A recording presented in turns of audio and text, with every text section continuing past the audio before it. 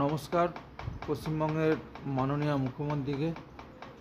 কারণ প্রথমেই বলতে চাই যে দ্য বেঙ্গল ফাইলস যে সিনেমাটাকে আপনি ওপেন করতে দিচ্ছেন না সবার কাছে, এতে করে আপনি কি প্রকাশ করতে চাইছেন? যে ইতিহাসের পুনরাবৃত্তি হয় না কখনো? আপনি যদি এটা ভেবে থাকেন যে ইতিহাসের পুনরাবৃত্তি হয় না, তাহলে আপনি ভুল করছেন। কারণ ইতিহাস বারবার ফিরে আসে, সেটা অন্য রূপে, অন্য মহিমা। আজকের দিনে বেঙ্গল ফাইলস হচ্ছে এমন একটা সিনেমা যেখানে একটা বিশিষ্ট জাতিকে বুঝিয়ে দেবে যে অতীতে কী পরিমাণ ক্ষতি হয়েছিল, কার জন্য এবং কোন পরিস্থিতির ওপর দাঁড়িয়ে, এবং সেই সময় ভারতবর্ষের ইতিহাসে নেতৃত্ব প্রদানে কারা ছিলেন, সেইগুলো সমস্তটাই যদি হিসাব করে দেখা যায়, তাহলে আজকের দিনে আপনি যে জায়গায় দাঁড়িয়ে আছেন,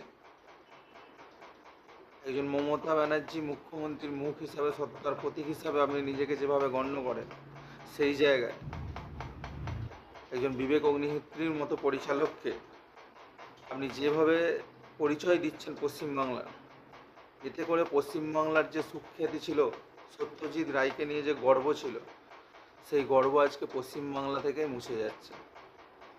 আপনাকে ভাবতে হবে যে প্রত্যেকটা অধ্যায়ের কিন্তু শেষ একটা দাড়ি থাকে।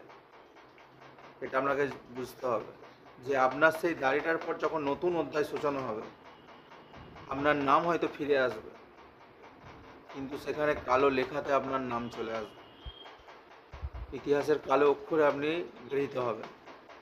তাই একটাই কথা, যদি আপনার ক্ষুদ্রতম মানবিকতা বোধ থাকে পশ্চিমবাংলার সংস্কৃতিকে নিয়ে, তো আপনি এটা জাতি, দল, কোনো রাজনৈতিক ব্যক্তিত্বের কোনো সম্মান চলে যায় এইসব না ভেবে একবার সিনেমাটা পশ্চিমবাংলার প্রত্যেকটা মানুষকে দেখান।